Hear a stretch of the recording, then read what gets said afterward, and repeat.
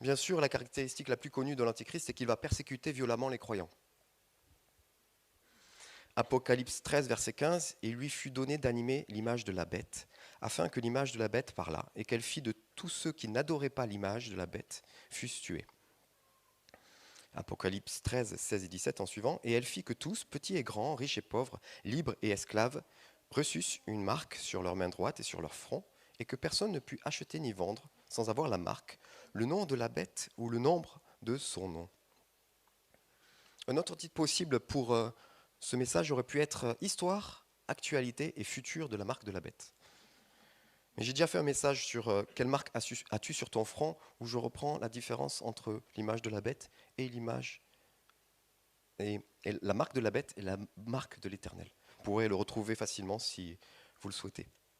Mais n'empêche que aujourd'hui, on va regarder un petit peu l'histoire de cette marque. Savez-vous qu'elle a déjà existé, partiellement? Il y a eu dans l'histoire en fait des modèles qui s'en rapprochaient. Dans l'Empire romain, à partir du 1er siècle, les citoyens devaient sacrifier aux dieux et à l'empereur. Un certificat officiel, un libellus, leur était donné qui attestait que le sacrifice avait été accompli. Sans ce certificat, interdit de faire du commerce. Perte de droits civiques. Si par exemple quelqu'un avait quelque chose contre vous et allait au tribunal et que vous n'aviez pas le libellus, c'était une preuve à charge que vous étiez déjà une mauvaise personne.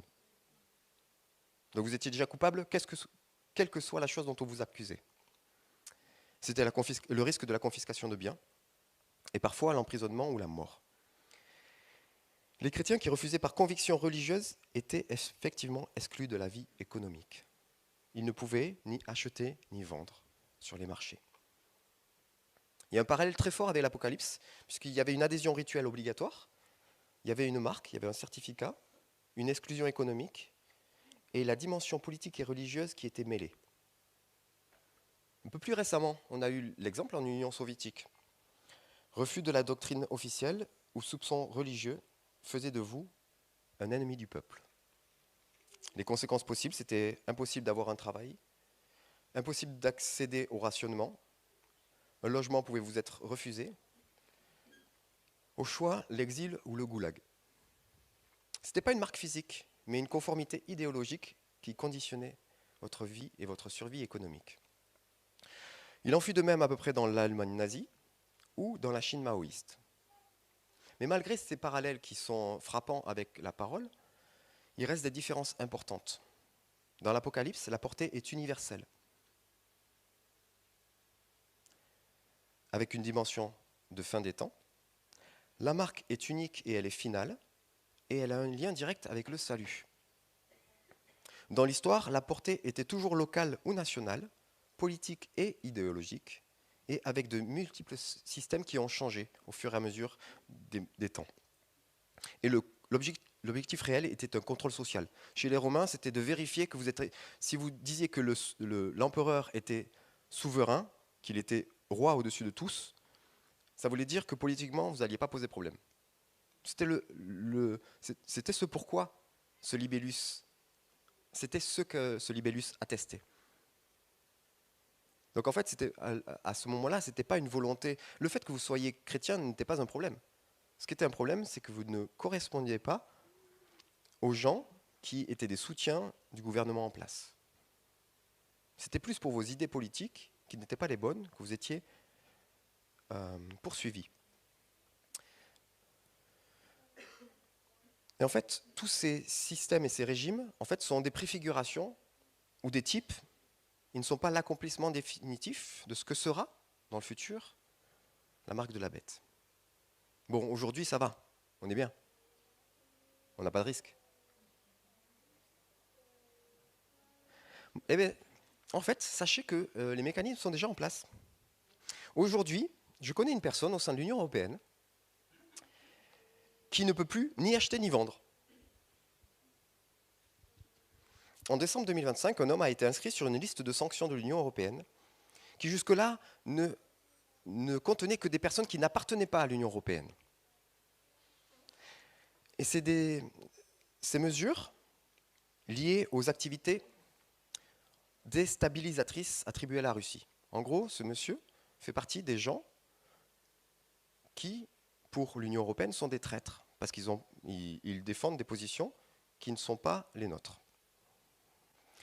Et donc, il a eu le même traitement que les oligarques russes qui sont loin, c'est-à-dire gel des avoirs, il n'a plus accès à ses comptes bancaires et autres avoirs, dans le périmètre de l'Union européenne.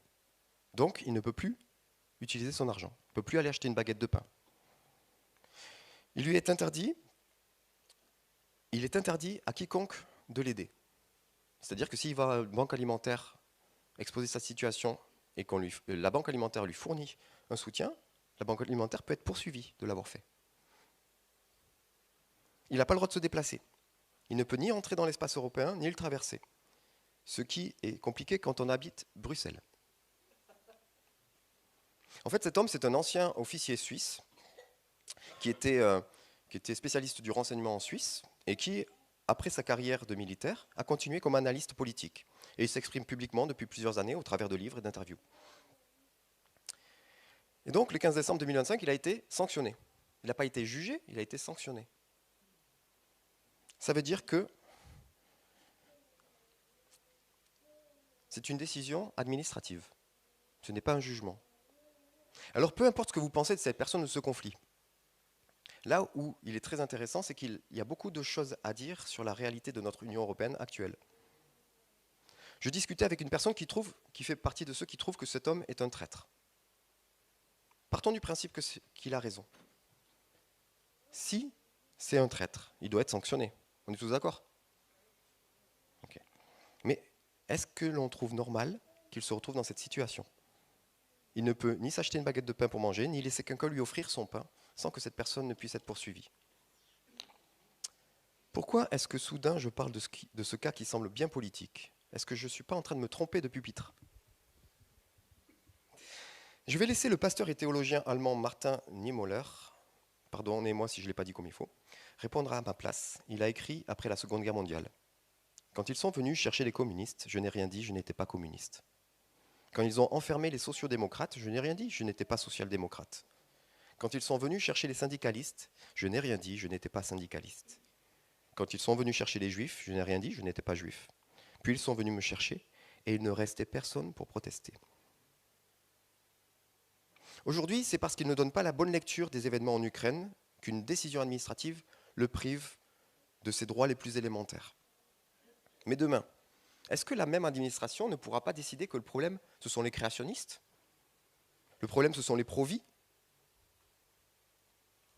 Le problème, ce sont les évangéliques? Le problème, ce sont les charismatiques?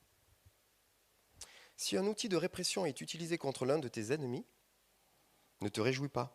Un jour, il pourrait l'être contre toi. Bref, tout ça pour dire qu'une marque de la bête, c'est pas si compliqué à mettre en place. Et que ça peut arriver très vite, comme dans 200 ans, comme dans 2000 ans. Qu'est-ce qu'on fait avec ça? Comment ont vécu les chrétiens qui ont vécu cette marque de la bête pendant le temps romain?